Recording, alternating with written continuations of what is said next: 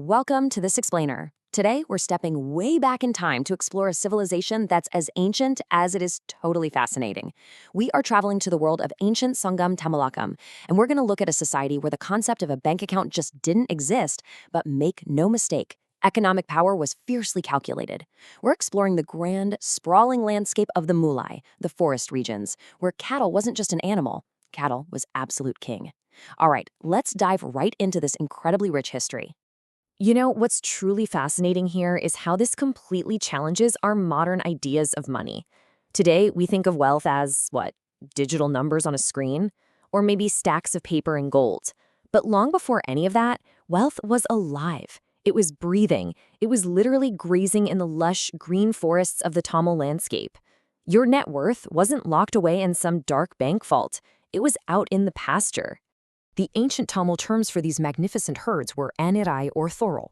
In fact, the ancient Tamil word madu, which we still use today for cattle, literally translated to wealth. That was it. Your entire standing in society, your political influence, and your family's economic power were meticulously calculated just by looking at the sheer size of your herd. You weren't a millionaire, you were a master of 1,000 cattle. Section 1. The Mullai Landscape, Dawn of the Herders. Just close your eyes and picture these deep, vibrant forest regions. The air is cool, and the entire ecosystem is built around this profound respect for nature and the animals that sustain human life. This lush environment was home to highly specialized pastoral communities, the Ayar, Aishiyar, Kovalars, and Pothawar, and their entire existence was dedicated to cattle rearing. It wasn't just a 9-to-5 job, it was their total way of life. Right at the break of dawn, the air in the Mullai would fill with the beautiful melodic sound of bamboo flutes as these herders guided their cattle out from the Tulzavam or Pati. These were specially constructed, highly secure pens designed to keep their most precious assets totally safe from nighttime predators. Section 2. The Economics of Pastoralism, a Dairy Barter. Now, this wasn't just a peaceful, poetic morning routine. It was actually the start of the workday for a bustling, highly functional economic engine. Just look at the immense dairy wealth produced by these herds. Milk, curd, butter, ghee, and buttermilk. This wasn't just food, you guys, it was liquid currency. According to the ancient Sangam text, the Parumpanatrupadi, these pastoral communities would engage in a really sophisticated barter system. They'd travel and exchange their rich buttermilk and ghee for essential grains from the neighboring agricultural communities. They literally drank, ate, and traded their wealth. And every single animal had a specific, absolutely vital role in sustaining the community. Cows and buffaloes, they were the heavy lifters. They drove the dairy economy, plowed the fields, and pulled the carts. Goats and sheep provided necessary meat and were super crucial for manufacturing wool, which they called kambali. And the bulls, well, they were reserved for a much more intense purpose, proving martial valor in a sport called iru thazuvutho.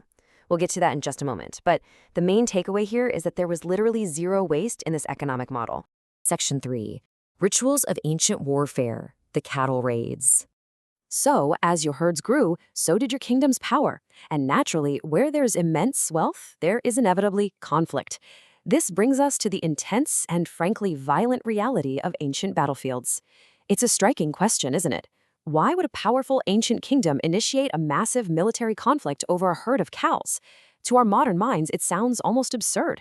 But historically, it was a brilliant, if brutal, military strategy. Remember, cattle were the central bank of the enemy. By capturing the herds before a full-scale invasion, an attacking army could entirely cripple the enemy's economy. Plus, it was a code of honor. They genuinely wanted to ensure that these innocent, highly valued animals weren't harmed in the chaotic crossfire of a full-scale territorial war. This code of warfare was strictly categorized into two very distinct phases. First, you have vechi. This was the preemptive military strike. Elite warriors would sneak into enemy territory specifically to capture and drive away the cattle. But obviously, the defenders wouldn't just let their treasury walk away without a fight, right? So then comes kantai. This was the fierce, desperate retaliatory mission launched by the defenders to hunt down the attackers and recover their stolen herds. This constant cycle of raiding and recovering was the absolute catalyst for warfare in this era. Section 4. Hero Stones and Sacrifice. We really need to pause here, because these raids were not games. They were incredibly bloody, and they exacted a very heavy human toll. We must look at how the society honored that ultimate sacrifice. Narukal were these monumental hero stones erected in deep reverence for the warriors who fell in battle during those Vechi and Kantai raids. The community worshipped these stones, basically treating the fallen as guardian deities. And here's a truly fascinating detail derived from the archaeological evidence of the Sangam period.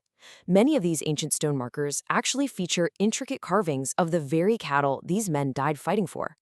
The wealth of the nation and the blood of the warrior were forever bound together in stone. Section 5. The Bull Embracing Tradition. Now, this deep connection between martial bravery and the animal kingdom didn't just happen on the battlefield. It was actually celebrated right in the very heart of the community. Enter Iru Thashuvuthal, the primal, heroic tradition of embracing the bull. Long, long before modern spectacles, this was the ultimate test of raw bravery. It's the ancient precursor to the modern sport of jallikattu. But back then, in the Sangam era, it was a high-stakes rite of passage where man and beast met in an arena of pure adrenaline. And the stakes in this arena, they were incredibly high. This wasn't just an extreme sport for an afternoon's entertainment. It was a foundational social mechanism. A young man had to conquer the fiercest bulls just to prove his ultimate bravery in the Mullai. And the ultimate prize? Well, successfully embracing the bull was often the strict prerequisite for winning the hands of the Ayar women in marriage. So, physical bravery was directly, inextricably tied to family, legacy, and social continuity. Section 6. The Evening Return. The Sound of the Amble Bells. As the dust of the arena finally settled and the sun began to set over those ancient forests, the intense energy of the day gave way to a profound, poetic calm. I absolutely love this beautiful imagery derived directly from Sangam literature. Guided by the sound of the Ayambal bells, the cows return at dusk, their hearts full of the thought of their calves. You see, the Kovalars, the herders, didn't always have to herd the cattle back with force. They tracked these massive herds through the dense forest simply by listening for the chiming of the Ayambal bells tied around their necks. Driven by pure maternal instinct, the animals would naturally guide themselves home as twilight fell. It's just a breathtaking picture of harmony between humanity and nature. Which brings us to a final thought I want to leave you with today. How does an ancient economy, one built entirely on living creatures, shape a cultural identity that survives for millennia? From the language we still use for wealth, to the hero stone standing quietly in the ground, to the bull-taming sports still practiced today, the roots of ancient pastoralism are still so incredibly alive. The wealth of the Malay wasn't just about survival. It forged a fierce, beautiful cultural identity that time simply could not erase. Thank you so much for joining me on this explainer, and I highly encourage you to keep exploring the incredible depths of Sangam history.